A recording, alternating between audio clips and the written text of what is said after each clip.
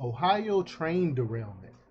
We now have documents that show EPA chose not to declare an emergency, even though it was an emergency. I told y'all this government, the Biden administration, our government does not have our best interests at heart. They only protect themselves. And that's what the EPA did. The EPA went to protect themselves. This is similar to uh, what communist Russia or the Soviet Union did during Chernobyl. They try to cover up, they try to hide to protect themselves because their incompetency. They didn't want to show their incompetency, and that's exactly what we're seeing with the Biden administration. And you're telling me they're gonna go off of Biden's gonna go off of his record? We want another 4 years of disasters like this. So we're gonna talk a little bit about this. But before we get started, go ahead and hit that like button, share this out so we can get this information out there. Subscribe if you're not already a subscriber. Hit that alarm bell so you know when I'm putting out new stuff. Also, check out my link tree in the description. It has a link to my Patreon. That's where I talk about things I can't talk about here. There's also a link to my Instagram and my merch store. Also, check out jjthepsychotherapist.com for news as well. All right, let's talk about this news.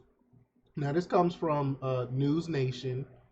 I'm going to play the clip in a minute, but this is from Rich McHugh, and he reports that documents obtained by News Nation showed the Environmental Protection Agency, despite having the legal authority to do so, decided not to declare a public health emergency following a trail derailment in East Palestine, Ohio. Y'all remember that?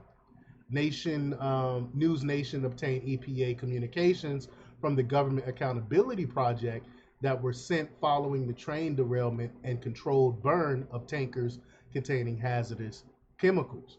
An email between EPA attorney Robert Kaplan and EPA public relations discussed whether documents telling Norfolk Southern to clean up the contamination should include anything about medical benefits. So, disgusting work here. Again, our government is so corrupt. Every single branch, every single agency, it's I'm telling you, I'm having vibes. I'm starting to really have vibes of the Soviet Union. But let's play this clip here. Here we go. In the wake of the train derailment in East Palestine, Ohio, residents have been complaining about a variety of health issues they believe stem from that incident. And now we're learning that the EPA determined the Ohio disaster does not qualify as a public health emergency because no widespread health problems have been recorded. News Nation's Rich McHugh has been following this story since the very beginning. He joins us live now with more. Rich? Hi, Kelly. Yeah, the troubling thing is that we're getting these documents through Freedom of Information Act, which is a FOIA request. And basically, we're learning that the EPA made a decision not to declare a public health emergency just 3 weeks after the officials there burned these train cars. The email in question is from Robert Kaplan, an EPA attorney, in an email with the EPA PR. When asked whether a document telling Norfolk Southern to clean up the contamination should include anything about medical benefits, he writes, "Agree with you, Jeff. The issue of declaring a public health emergency is a difficult one. We have the authority, but have only used it once in Libby, Montana. Best not to get into this. Bob, best not to get into this," he said. Leslie Pacey with the Government Accountability Project, I asked her why they would have been reticent to declare a public health emergency. Take a look. If they admit it's a public health crisis, they have to admit that they participated in this public health crisis, which was allowing an open burn of chemicals, which should never have happened. No. And it was against their own statutes. And if they admit this, then they have to admit that there's some culpability from the EPA there. Absolutely. They went against their EPA went against their own regulations and burned these chemicals in open air, which spread into the nearby towns and made people sick.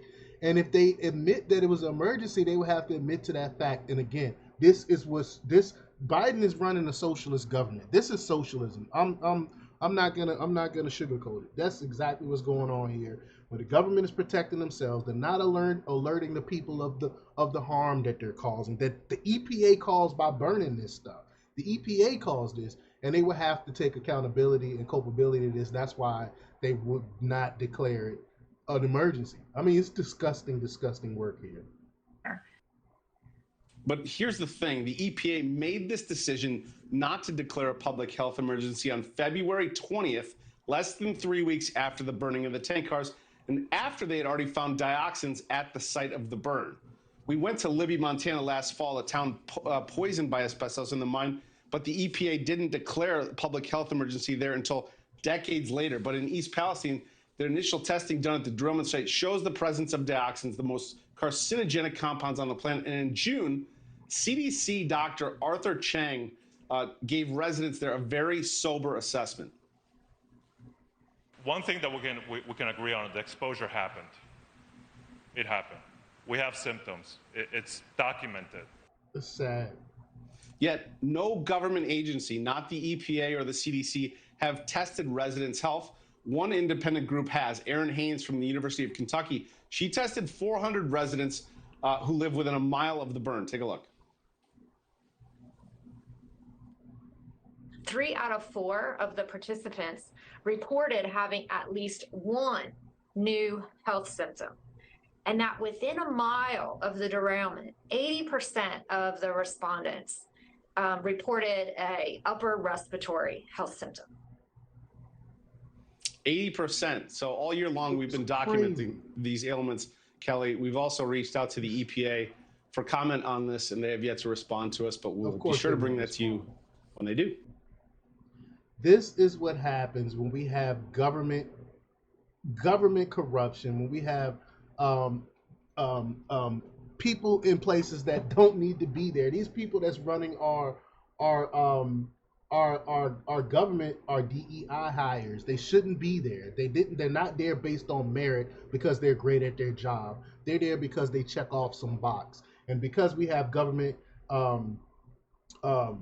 we have a government that's not built on merit, this is what we get. This is exactly what we get. But let me know what you think about this. Leave your comments down below. Like, share, and subscribe, and check out jjthepsychotherapist.com for the latest in news. Until next time.